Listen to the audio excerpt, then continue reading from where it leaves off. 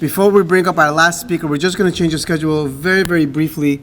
I thought it would be a very good idea not just to have one of the professionals, the rabbis, come and speak up. We want to hear from one of the guests, the people that were here. Please help me welcome Mr. Aron Siyunov. While the rabbis and the professionals were giving us ideas of what we can walk away with, Aron's going to share with us something that he can walk away with. 5 minutes, okay? So I literally just got asked 15 minutes ago to speak. I'm going to completely speak from the heart. Nice and loud, okay. So first thing I want to say is, with Emet, what's so unique about Emet is that if you think about it, how much time and effort did they spend preparing this Shabbaton? Like, they literally spent months preparing just this Shabbaton because it's the biggest one that they do for the year. And they have to go through a lot of stress with booking the hotel, getting all the speakers on board, getting all the people on board. And not only that, they have to be able to fund everything because this costs a lot of money for them. So it's something that I personally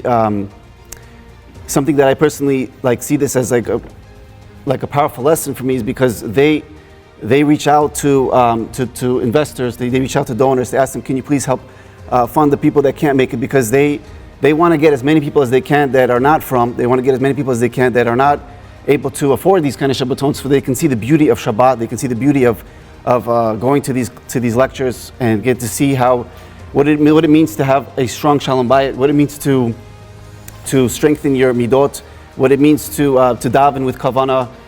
Something that I personally enjoy when I go to these Shabbatons is that I see the lessons that the rabbis give off to the students, and it's something that I enjoy because I'm a chatterbox. I go up to everybody. I like to talk to people. I like to ask them questions. I like to go up to the rabbis. I like to ask them, well, what do you think about this? What do you think about that? And the rabbis are always willing to help out. It's a beautiful thing, and what I love great about these Shabbatons is that nobody ever goes home complaining. Nobody ever goes upset.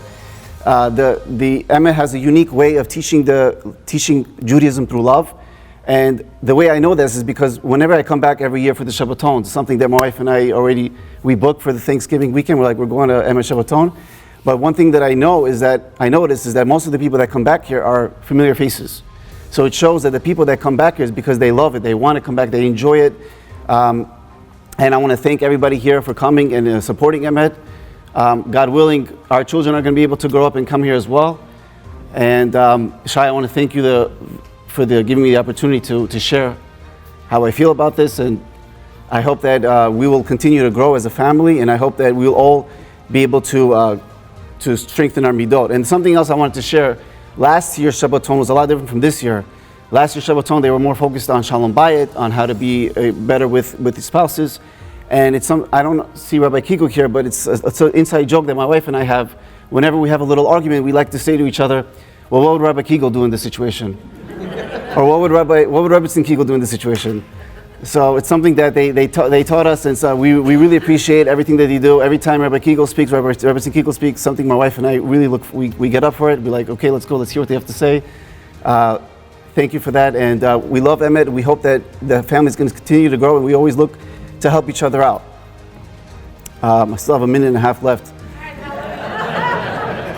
long have you brought up Emet for? So I've been with Emet since I was like 16, 17, and I come from a conservative family.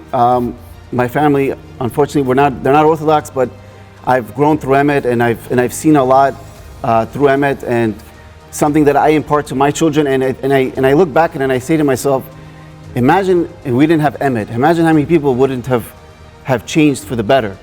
And because of that, we changed, and now our children are becoming more religious. And it's like a domino effect, because it's like a snowball where, okay, one person is religious, but now he has children. Now his children are becoming religious, and now their children. And it's like all things.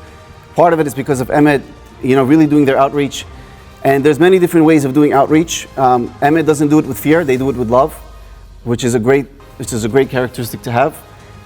So I appreciate that about them, and I hope that we'll all continue going here. That was perfect. Thank you so much.